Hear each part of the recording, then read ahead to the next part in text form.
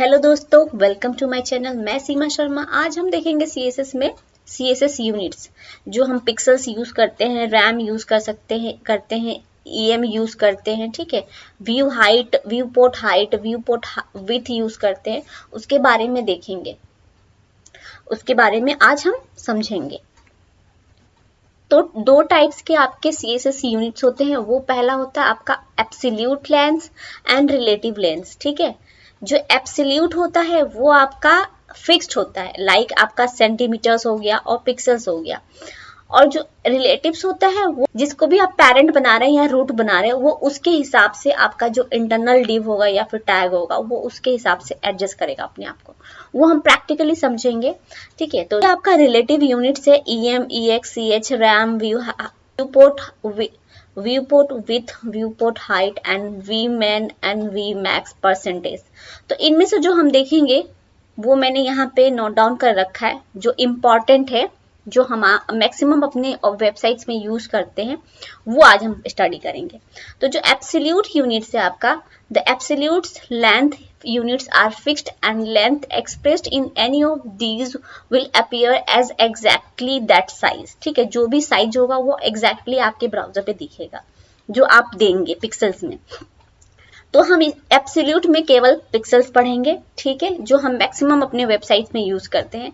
और आपका जो रिलेटिव यूनिट्स है, relative length units specify a length relative to another length property. ठीक है, ये किसी और पर डिपेंड करता है। Relative length units scale better between different rendering medium. ठीक है, रेंडरिंग में सब दिखाना होता है आपका, किस पे आप दिखा रहे हो उस डिवाइस पे वो डिपेंड करता है। तो जो हम रिलेटिव यूनिट्स में देखेंगे वो देखेंगे हम परसेंटेज, ईएम जो हम अपने वेबसाइट्स में मैक्सिमम यूज करते हैं, और RAM, viewport height and width. ठीक है, तो ये देखेंगे। तो चलते हैं हम अपने वीएस कोड एडिटर में और स्टार्ट करते हैं सीएसएस यूनिट्स। ठीक है, तो ये हमने एक डिव बनाया है, पेरेंट डिव, जिसमें मैंने h1 टैग में लिख दिया है सीएसएस यूनिट्स, और ये हमने उसमें डिव में, ठीक है, पेरेंट डिव में।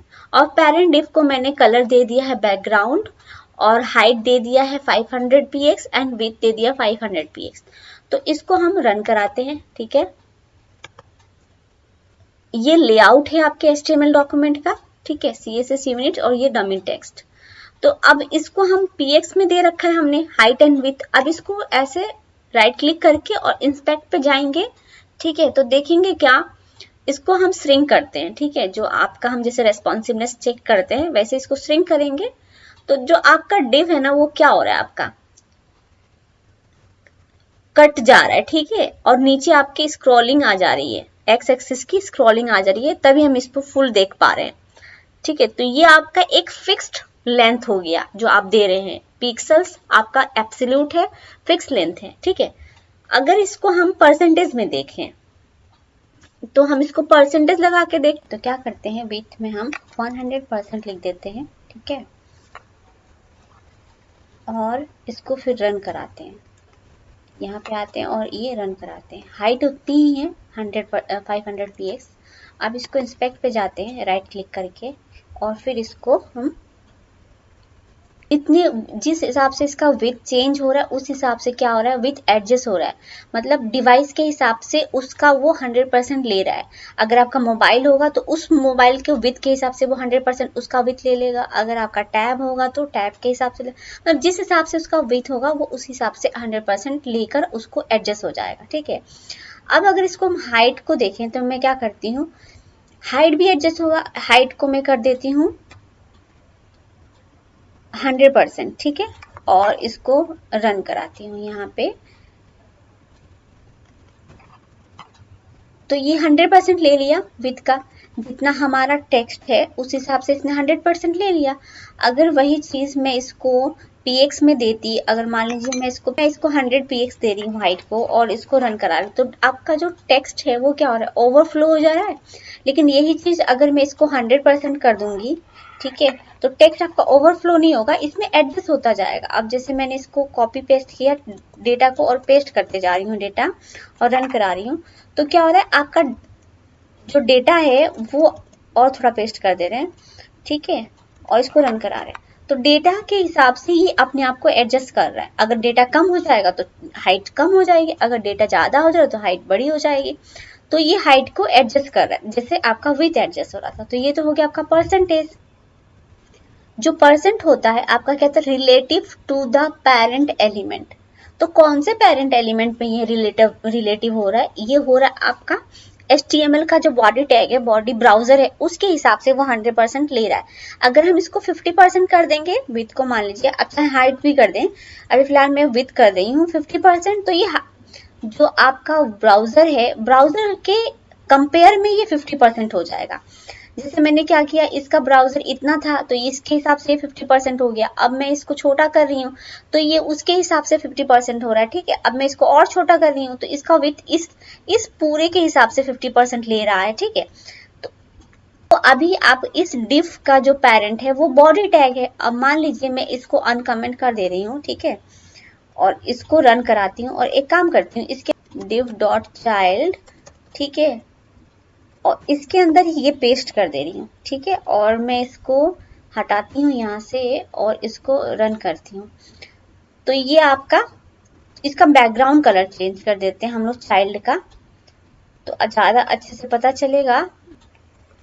पेस्ट, और इसको करती हूँ मैं येलो और रन करा, येलो ग्रीन हो गया, चाहे कुछ भी हो, ठीक है। अब ये आपका क्या हुआ, इसका 100% ले लिया। किसका 100%? अपने पेरेंट डिव का।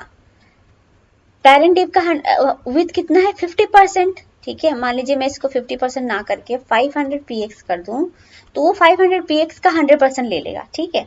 और अगर मैं हाइट, इसकी हाइट भी 100% कर देती हूँ, ठीक है, ये हाइट को मैं 500 px कर दूं, ठीक है, और यहां से इसको रन कराऊं तो ये हाइट भी 100% ले रहा है। किसका? अपने पेरेंट डिव का। ये बाहर क्यों निकला?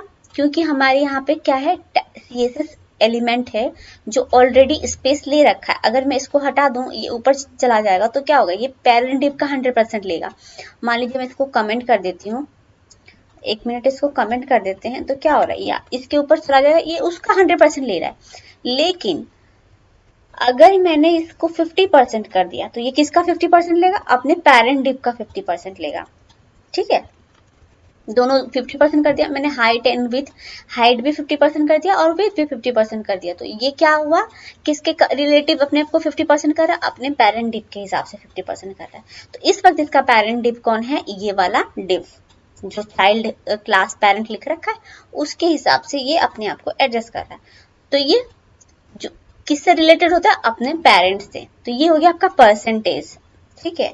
EM परसेंटेज देख लिया, अब EM देखते हैं। EM means relative to the font size of the element. 2EM means 2 times of the size of a current font. current font का क्या मतलब है उसे हम प्रैक्टिकली बॉडी टैग में लिखते हैं फॉन्ट साइज, ठीक है, और यहाँ पे लिखती हूँ मैं 10px, ठीक है। अभी के लिए इसको कमेंट कर दे रही हूँ मैं, जरूरत नहीं, इसको हटा दे रही हूँ। और यहाँ पे चलते हैं, इसको भी हटा दे रहे हैं हम, और यहाँ पे हम P टैग में लिख लेते हैं कुछ डमी टेक्स्ट। तो यहाँ पे लॉरेम और एंटर करते हैं तो डमी टेक्स्ट आ गया आपका, ठीक है। कलर मैं व्हाइट कर दे रही हूँ, व्हाइट, ठीक है। तो यहाँ पे जो कलर है आपका व्हाइट हो गया और फॉन्ट साइज आपका 10px हो गया। बट मैं ये जो आपका EM है ये भी अपने पेरेंट डिव के हिसाब से ही अपना साइज को मेंटेन करेगा। जैसे अगर मैंने यहाँ पे फॉन्ट साइज लिख दिया 10px, ठीक है, और यहाँ पे मैं लिखती हूँ फॉन्ट साइज 2EM, ठीक है, तो क्या होगा, इसका साइज 20px हो जाएगा, इसका डबल हो जाएगा, ठीक है। अब यहाँ जाते हैं तो ये डबल हो गया। इट मीन्स कि जो आपका फॉन्ट साइज है, जब आप EM देते हो तो वो अपने पेरेंट डिव में जो दिया होता है उसका साइज के हिसाब से लेता है 2x10। यहाँ पे फॉन्ट साइज हमने पेरेंट में दे रखा है 10। इसका मतलब पेरेंट जो है, पेरेंट डिव जो है, इसका पेरेंट कौन सा हुआ? बॉडी, ठीक है। तो वो अपने पेरेंट के हिसाब से अपने फॉन्ट साइज को मेंटेन करेगा। अब बॉडी में हमने 10 px दिया है तो इसका साइज हो जाएगा 2em मतलब 20 px। तो ये रन करेंगे तो आपका 20 px हो जाएगा, ठीक है। किया तो फॉन्ट साइज 18 हो गया। अब मैं इसको 11 कर दे रही हूँ तो आपका फॉन्ट साइज 3 गुना बढ़ जाएगा, तो यह जो 33 साइज हो जाएगा, ठीक है। अगर मैं इसको 0.5 कर दूं तो क्या होगा, इसका फॉन्ट साइज इतना छोटा हो गया, ये दिख नहीं रहा है मुझे, ठीक है। ये तो जैसे कि यहाँ पे मैंने चाइल्ड डिव लिया था, इसको मैं एक डिव के अंदर कर दे रही हूँ और कट करके एक और डिव के अंदर कर दे रही हूँ मैं, ठीक है। और इसको यहाँ पे पेस्ट कर दे रही हूँ। इसको मैं क्लास दे रही हूँ चाइल्ड, ठीक है। चाइल्ड दे दिया। अब चाइल्ड को क्या करते हैं, यहाँ पे चाइल्ड डॉट एंटर चाइल्ड में देते हैं हम फॉन्ट साइज, कॉपी यहाँ पे पेस्ट कर देते और यहाँ पे आप फॉन्ट साइज दे दो, px में ही लेगा, ठीक है। फॉन्ट साइज आप दे दो 11 px। तो अब ये क्या होगा, और इसको मैं कर देती हूँ 5 px, ठीक है, 5 px। अब बॉडी टैग में मैंने 5 px दे दिया है और पेरेंट मैंने दे दिया फॉन्ट साइज, इसको कमेंट कर देते हैं। पेरेंट में दे दिया मैंने फॉन्ट साइज 11 px। अब ये फॉन्ट साइज जो है चाइल्ड का क्या होगा, पेरेंट डिव के हिसाब से होगा। यहाँ पे मैंने फॉन्ट साइज 11 दिया है तो ये क्या करेगा, जो चाइल्ड है ये आपका डबल हो जाएगा अपने पेरेंट डिव के हिसाब से। तो यहाँ पे 11 दिया है तो इसकी साइज हो जाएगी हमारी 22 px। इसको रन कराते हैं हम, ठीक है। तो ये 22 px हो गया। देख लीजिए, इसको मैंने 5 किया था, अगर मैं इसको 1 px कर दूं तो ये इसको नहीं लेगा, ठीक है।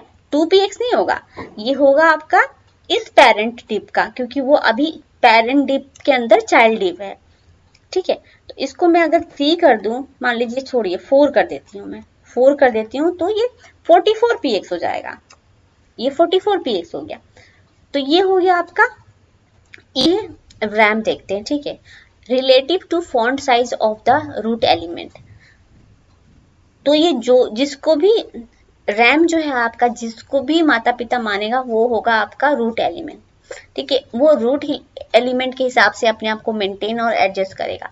अब यहाँ पे देखिए, मैं यहाँ पे ना फॉन्ट साइज जो है 2 px कर दे रही हूँ और यहाँ पे मैं लिखती हूँ फॉन्ट साइज, ठीक है, 2 रैम, ठीक है। बॉडी में मैंने 2 px लिख दिया और फॉन्ट साइज 2 रैम लिख दिया। और यहाँ पे है क्लास डिव, पेरेंट डिव के अंदर है क्या, आपका एक डमी टेक्स्ट। अब मैं इसको रन कराती हूँ तो क्या इसको ये हो जाना चाहिए, 2 के बदले 4 रैम, मतलब 2 से इसको मल्टीप्लाई करेंगे तो 2 2 जब 4 px होना चाहिए। देखते हैं, तो यहाँ पे चलते हैं और यहाँ पे कॉपी पेस्ट करके रन कराते हैं। तो ये नहीं हुआ, मतलब 4 px तो बहुत छोटा होगा ना। अगर मैं इसको मान लीजिए 32 px कर दूं, इसका मतलब इसका फॉन्ट साइज इसके डबल होना चाहिए, मतलब 64 px होना चाहिए। बॉडी टैग में लिखा मैंने, तो नहीं हुआ, ठीक है। अच्छा, यहाँ पे H2 टैग में मैंने कुछ व्हाइट से लिख रखा है इसलिए आया। इसमें कलर देती हूँ ब्लैक, इसलिए वो नहीं दिख रहा, ठीक है। तो ये ब्लैक, तो इसका तो साइज बदल गया बॉडी टैग का। देखिए आपका जो 32 मैंने दिया तो 64 तो नहीं हुआ इसका। तो जो रूट एलिमेंट होता है किसी भी HTML टैग का वो होता है आपका HTML, ठीक है।